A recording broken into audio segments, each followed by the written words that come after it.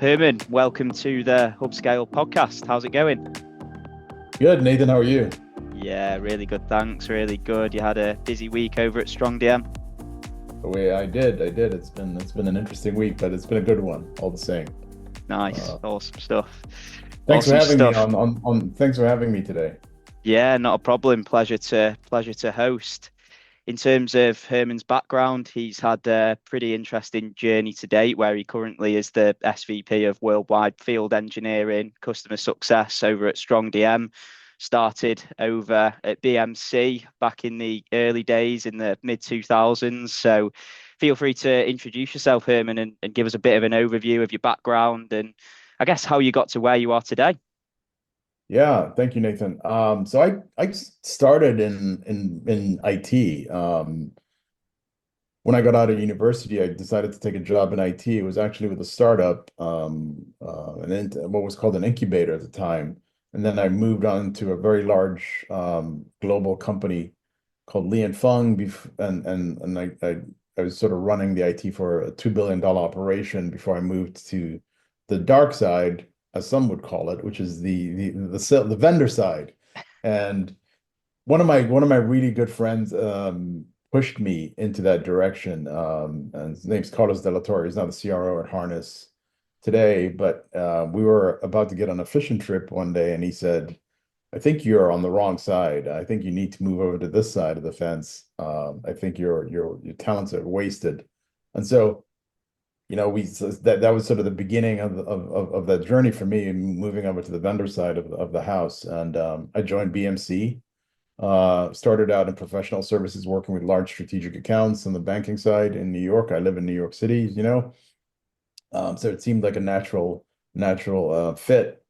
And then a few years after that, I took an opportunity to go to another startup called Sumo Logic as an IC, this time on the SE side. So it was my first role as an SE. Very quickly progressed from there to building to sort of becoming a manager of SEs on the East Coast. And it was there really where I started to really understand sort of the pre-sales fundamentals that one needs to be an effective SC to be and help drive the technical win, which is so critical to getting the actual sale with a customer. Yeah, yeah. Awesome. And then am I right in saying you moved on to, was it Evident IO straight after Yes. that, which was one of the first SEs, the first technical sales hires in the company? Talk to me about the 2 year journey you had there before the big event. Yeah, I mean, it was interesting because I left Sumo Logic at an interesting time. We were competing heavily against Splunk in the day, and I decided that I wanted to go do more on the cloud security side. And Evident is one of the earliest of the what's called the cloud security posture management players. Seemed very interesting. So I went over to Evident as an IC. Within about 6 months, I was asked to then start building a team of SEs, which I proceeded to do. And a few years later, we ended up selling the company or getting acquired by Palo Alto Networks. And that was really where I said that was really what jump-started my journey as an SC leader, was the Evident acquisition. When at Palo Alto Networks, we were initially known as the cloud security organization inside of Palo Alto Networks, but we very quickly pivoted and rebranded as Prisma Cloud, which some of you would know is also the sort of the genesis of the concept of CNAP. Where you see players today like Wiz, Orca, in play. So Prisma Cloud was based on multiple acquisitions that Palo Alto made during the time that I was there, and as part of that, the team I arrived at Palo Alto as part of the acquisition with about 10 SCs. By the time I took on by the time I became global leader for all of the Prisma Cloud SC team, I I was asked to grow, triple, double, quadruple the team multiple times over my 4 year period. Then we did that. We made it a global team. And in the last, in on my leaving, we had now had a team of about 130 SAs and leaders reporting to me at that point. So it was pretty significant growth. And also, it'd be remiss not to ignore the fact that we grew the business from about 15, 20 million ARR when we were acquired to about $500 million in ARR on my exit. So that was a pretty rapid trajectory, a pretty sharp, steep trajectory in terms of growth financially for the business. But it was a great experience. I would not take anything away from it. Very Yeah, great. It was challenging, but just awesome experience. looked like an Palo Alto is a awesome great company. Palo Alto is just a great company to be part of. So I was honored to be part of that journey. looked like an awesome couple of years. What was the main difference between working for a fast-paced startup like Evident and then having the transition into a giant like Palo Alto Networks? How did your time with those two businesses differ, and what were some of the challenges in both organizations? Yeah, I mean, I think in the Evident, one of the big challenges was just you're trying to grow quickly, but you also have limited resources. Some extent. We're trying to get us to make ourselves known, make ourselves heard. And there's only so much you can do with limited resources. But we made a lot of noise at conferences. We made a lot of noise at sort of in the press, if you will, about the concept of cloud security, and that helped get a lot of attention. And in that process, we acquired some fairly large customers who were also starting their journey, who had started their journey to the cloud, but hadn't really thought of the how do I secure all of the stuff that we're building out in the cloud in the right way. And so we were sort of a pretty good fit for that problem to help solve that problem. Palo Alto is different, a large company. When I joined, I believe there were about 5,000 employees worldwide, Palo Alto Networks, and that was a huge difference where we were in the low hundreds at Evident, being sucked up by this, consumed by this big company. The difference there was one was just structure and layers. I think those are the big differences, right? We're also there's a very large existing business at Palo Alto Networks around firewalls. We're kind of the new kid on the block and the shiny new object. So there are positives, there are pros and cons to that. You become the shiny new object, everyone wants to sell you because they think that you're cool, but they haven't really been onboarded on how to actually sell us. And so there's challenges within that transition as well, as like getting these people enabled so they can go properly position us. But we also had our own sales team and our own SE team that we had to go deliver. It was interesting.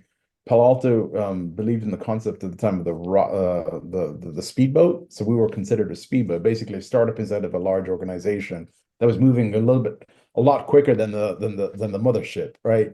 And so we did have a really good amount of leeway, but we were also now being properly funded, right, in a regular way, in a much bigger way than we had been before. So access to resources, access to a much larger sales force, the branding of Palo Alto Networks also helped. But it was still an uphill battle. There was still very challenging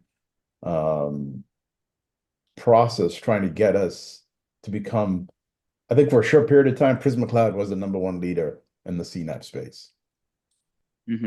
Yep, absolutely.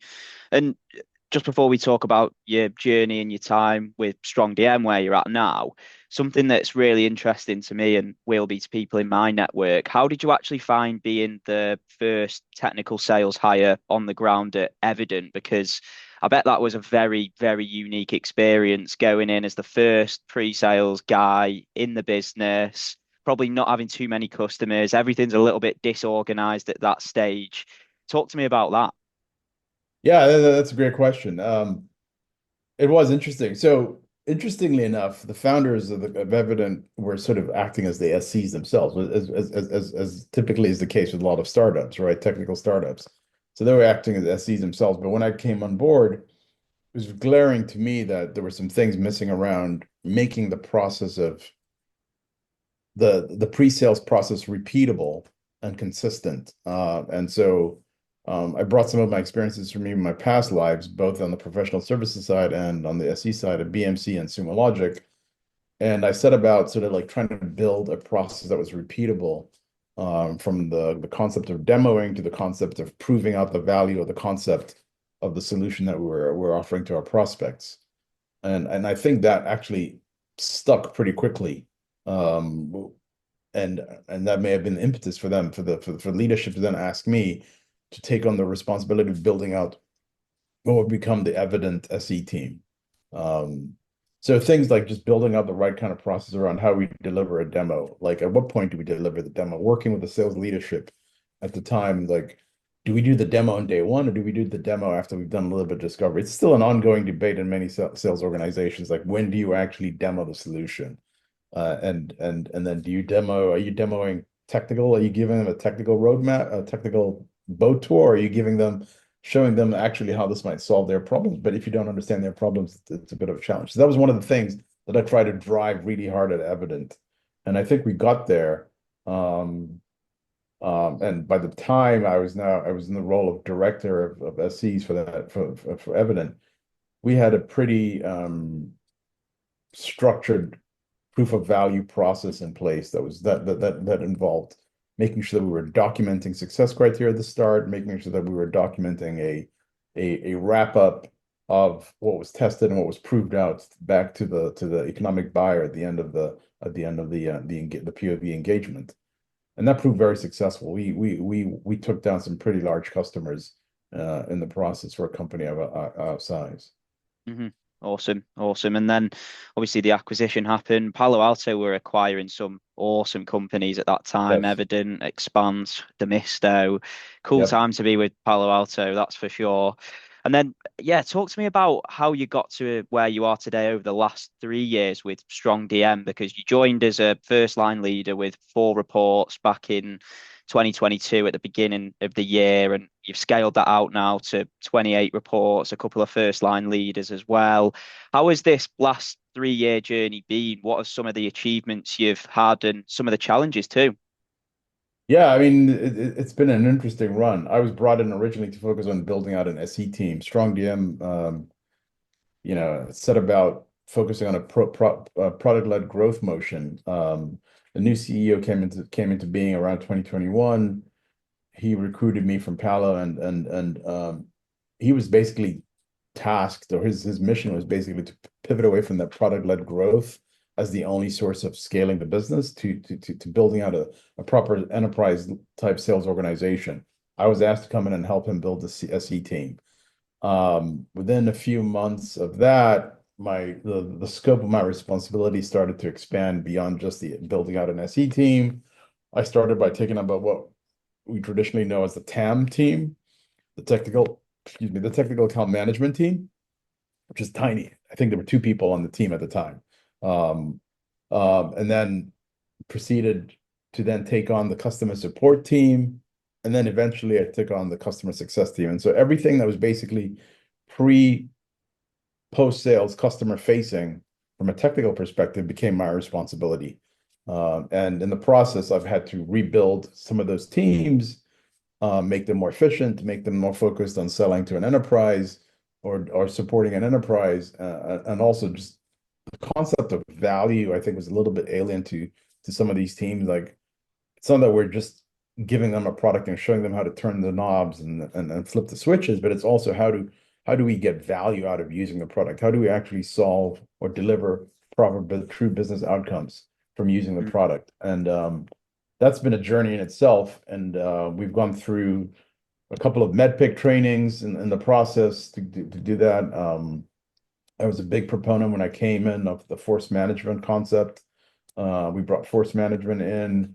We've also just recently did another MedPick certification across the different teams because we've had some people come in and leave, so we need to do a refresher. But I think that the big lift for me was taking on CS and customer support, because I'd never really done that in any of the previous organizations I'd been at. So that was an interesting journey in itself. But if we look at, I got our NRR, our GRR numbers are world class today. From when I joined, our CSAT is around 98%. It's been a lot of work, but I've actually feel like I've delivered a lot more. The team has delivered a lot more. at almost half the size. So it's a very efficient team relative to what it was when I first joined. Hmm. Yeah, awesome stuff. And then how has it been managing worldwide territories? Because to begin with, you were only managing the US and then North America. Obviously, you've got a worldwide remit now across North America, LATAM, EMEA, APAC. How's that actually been? What's that transition been like? And how is it working across literally every single different time zone? So it's actually not new to me. At Prisma Cloud, I had a global remit. So Prisma Cloud, I was responsible for um, all of the territories, what we called, I forget what Palo Alto had a name for, but I was responsible for all the regions, which included all the geos that you just mentioned, and the Americas, APAC, EMEA, and that's how that's how I ended up with a team of around 130 people. It's a little bit different here because um, I'm hiring people that are new in territory and don't really have anyone else on the ground to work with or to bond with, if you will, collaborate with.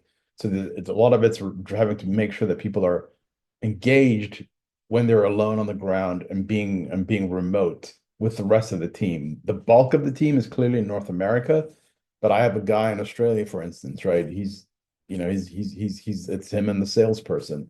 So I have to be I have to make sure that I'm keeping him engaged, I'm keeping him interested, making sure that he's getting the right at bats to get better and hone his game around the pre-sales motion. Um, there's also sort of one of the challenges has also been like trying to Europe has a different selling motion, right? The EMEA has a different selling motion that's very partner heavy versus the US. There's partner engage activity in the US, but EMEA, in all of my experience, has been very partner heavy. So trying to build a motion as well that can support that has been critical. One of the things that I've led in the last 6 months is building out an enablement program for partners to get them certified on StrongDM, on the StrongDM technology, both from a pre-sale side to the post-sale side, and that launched in February, and it was very well received in the UK with a bunch of UK partners. So, one of the things I think that's critical is recognizing the different geographic requirements from a business perspective as well as from a people perspective. Um, and then there's language challenges. I have a guy in London who speaks 3 languages, but he can only do so much. So I have to get another person. But I'm always trying to be cognizant, like how do I get as much out of one person as possible in the initial phase. So I've just hired another person who's going to be bilingual, who's bilingual as well, based in a different part of Europe. So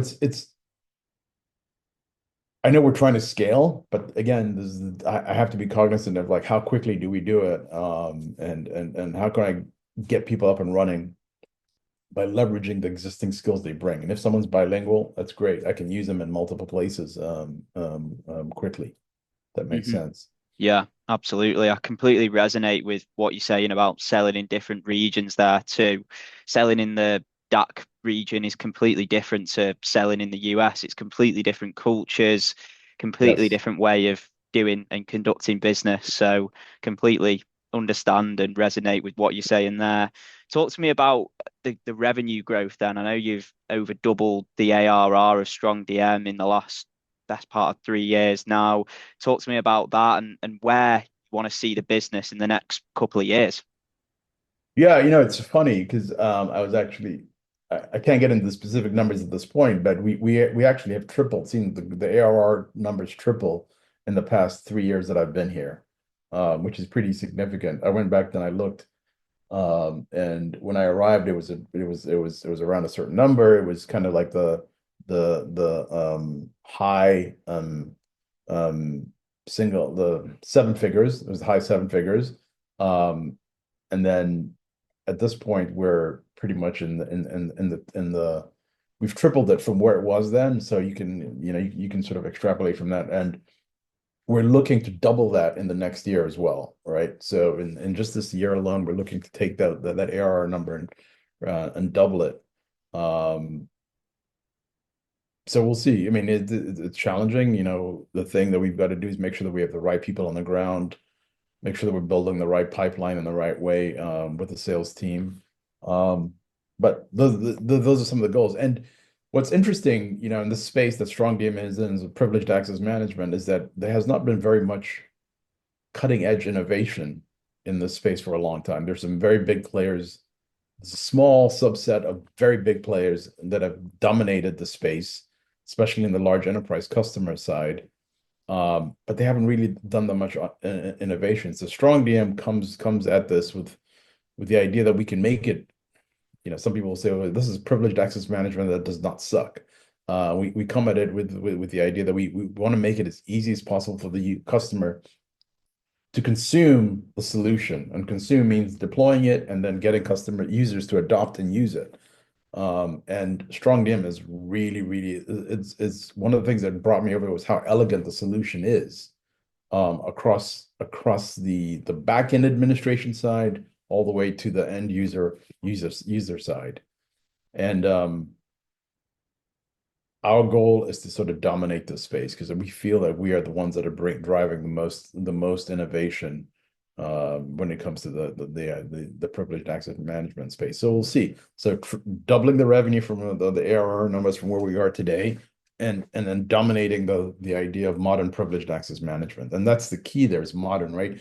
When the concept of privileged access management came about, it was during the days of the data center. We have a lot of folks that are building stuff out in the cloud, and they need they need the ability to manage and audit and manage access to all of that critical infrastructure that's now sitting in the cloud. And they're not that many. There haven't been that many. There hasn't been that much innovation to get them to that point. And we are the best solution for that problem today. Yeah, absolutely. And then I think you mentioned on our previous meeting, you're trying to double the team in terms of headcount, right, over the next 12 months to 24 months. So what's that team gonna look like in terms of a structure? You're gonna move on to another third line leadership role? Are you gonna be splitting up leaders by territories? Talk to me about what you actually see the org at StrongDM looking like in terms of customer success, professional service, and sales engineering solution architect team. Yeah, the sales engineering is one I think that's probably going to see the largest growth, just because we're scaling the sales team, and as a result, we need to make sure that we have coverage on the pre-sale side for those sellers. So that's probably where we're going to see the most growth, and we're going to see the most change in the organization. I have a first line leader in place today, but he's already kind of like stretching from a span of control perspective. So we were already talking about what does the next layer look as we span into multiple regions. There's also the concept of, like, how do you properly manage people in a different time zone, in a different geo, if you're 9 hours behind. It becomes pretty challenging, right? You're either getting up really early or staying up really late. It's kind of like in between. So we're working on reorging that as well. But I do expect that we will have another tier of management in place. Not to become more bureaucratic again, but it's just sort of the natural evolution of scaling an organization to grow the business. So I expect, yes, three lines of management on the SC side. Probably another line on the CS side. The customer support side, I do not see growing significantly. We're actually focusing on building more automation, leveraging AI, so that we can support our customers in a predictable, repeatable way without having to bring on more support engineers. But the SE side is still, I think, very much a people game with AEs, and so that's kind of where we're going to focus. Customer success is actually one of the things that we're changing in customer success. Is we've also realigned the sales org, and so we're going to be changing the customer success org to align with that by segmenting. So there's the growth side, and then there's the enterprise side of the business, and we're building the customer success org to look like that over the next few months.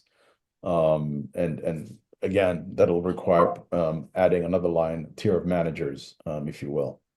Mm-hmm. Yeah. Sounds like you guys are going big on the new logo acquisition as well, if you're planning to grow that sales engineering and solution architect team out as a big priority, which is fantastic to hear. Why would a top pre-sales engineer or even customer success manager or engineer join StrongDM right now? Why is it an exciting time to go on a journey with you guys?